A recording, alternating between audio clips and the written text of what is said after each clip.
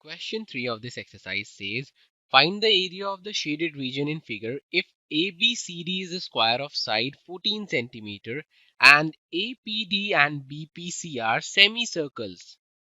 So to find the area of the shaded region, we can find the area of a square. The side of the square is given, and it is also given that APD and BPC are semicircles.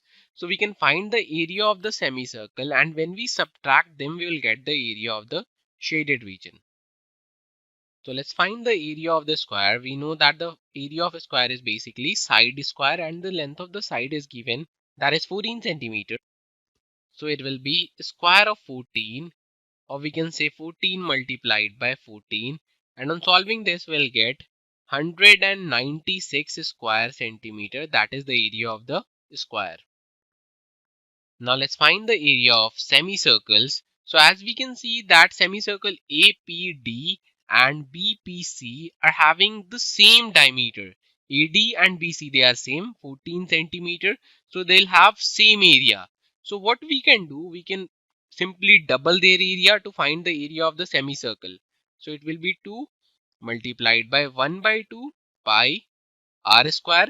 So if we solve it, we'll get basically pi r square, and pi is 22 divided by 7. We'll take the radius as 14 is the diameter, so it will be 14 by 2, which is same as 7 square. So we'll get the area of both the semicircles as 154 square centimeter.